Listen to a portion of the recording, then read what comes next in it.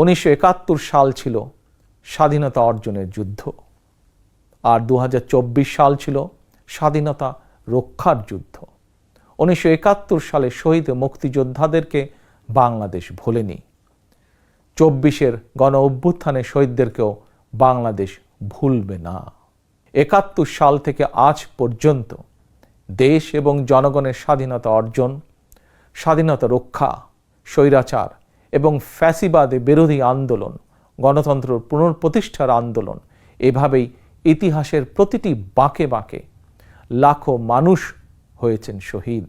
দেশ এবং জনগণের স্বাধীনতা এবং অধিকার প্রতিষ্ঠার জন্য নিজের জীবন বিলিয়ে দিয়ে শহীদগণ আমাদেরকে ঋণী করে গেছেন।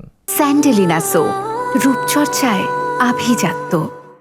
এবার শহীদদের প্রতি আমাদের ঋণ পরিশোধের পালা। শহীদ পরিবারের কাছে সমগ্র বাংলাদেশ ঋণী।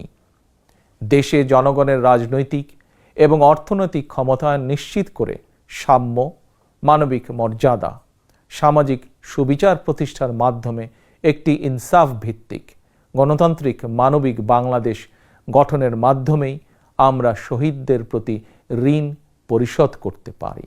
একটি গণতান্ত্রিক বাংলাদেশ প্রতিষ্ঠার প্রথম এবং প্রধান রাজনৈতিক উদ্যোগ হচ্ছে জনগণের সরাসরি ভোটে জনগণের প্রতি দায়বদ্ধ, জনগণের কাছে জবাবদিহিমূলক একটি রাষ্ট্র এবং সরকার প্রতিষ্ঠা।